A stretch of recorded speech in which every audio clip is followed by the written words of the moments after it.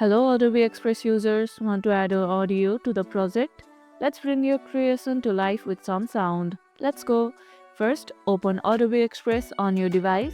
Now, either create a new project or select an existing one you want to add audio to.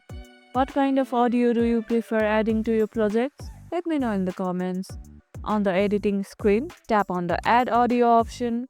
Now you can choose Upload from device or record voiceover from Adobe itself. Once added, you can adjust the audio volume and timing to match your project. And you're done. Your project now has audio to match the visuals.